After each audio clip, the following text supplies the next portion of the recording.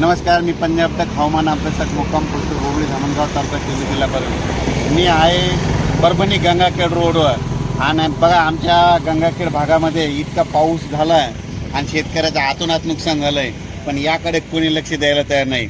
म्हणून परत एक ह्या शेतकऱ्याला कोणी लक्ष देत नाही म्हणून कमीत कमी म्हटलं आपण तरी शेतकऱ्याला काहीतरी म्हणजे दिलासादायक बातमी द्यावत म्हणून सांगतो. तर खरं पाहिलं तर ह्या गंगाखेड परभणी रोडवरचे इतका पाऊस झाला, इतका पाऊस, एक महिना सारखा पाऊस पडायला आहे. त्याच्यामुळे सगळ्या शेतकऱ्यांचे कापसाचं पीक आलेलं आहे, हे सगळं पाणी जास्त झाल्यामुळे जात आहे. तर सर्व शेतकऱ्याला सांगू इच्छितो, गंगाखेड भागातले असो या जसं जसं या शेतकऱ्याचा हे झालं आहे त्या सर्व शेतकऱ्याला सांगू इच्छितो आणखीन 2 दिवस पाऊस आहे, फक्त 10 तारखेपर्यंत.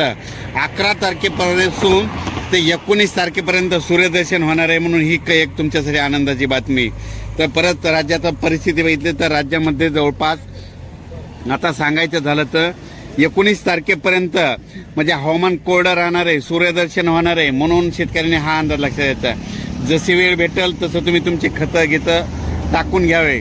आणि परत सांगतो की हा पाऊस फक्त नाशिक, इगतपुरी, धुळे, जळगाव, त्याच्यानंतर जळगाव जामोद, त्याच्यानंतर बुलढाणा, अमरावती, अकोला, अकोट, चांदूरबाजार आणि नागपूर या पट्ट्यामध्ये मात्र थोडा पाऊस चालू राहणार आहे, म्हणून हा अंदाज लक्षात घ्यायचा.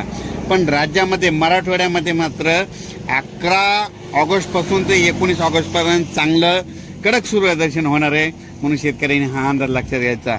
त्याच्यानंतर सर्व शेतकऱ्याला सांगू इच्छितो, त्याच्यानंतर सूर्यदर्शन पश्चिम महाराष्ट्रात देखील होणार आहे, मराठवाड्यात देखील होणार आहे, म्हणून हा अंदाज. म्हणजे सूर्यदर्शन कोणत्या कोणत्या जिल्ह्यात होणार आहे ते एक तुम्हाला सांगतो.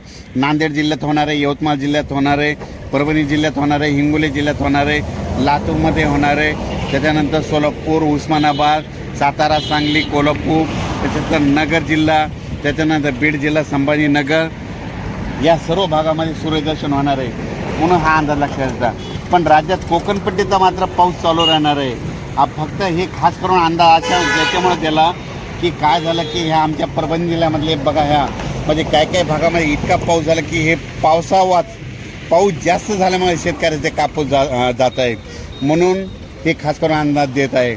म्हणजे आता 11 ऑगस्टपासून ते 19 ऑगस्ट दरम्यान सूर्यदर्शन राहणार आहे, म्हणून खास करून गंगाखेड तालुक्यासाठी आनंदाची बातमी. लातूर जिल्ह्यासाठी जिथं जिथं जास्त पाऊस झाला त्यांच्यासाठी ही खास करून आनंदाची बातमी.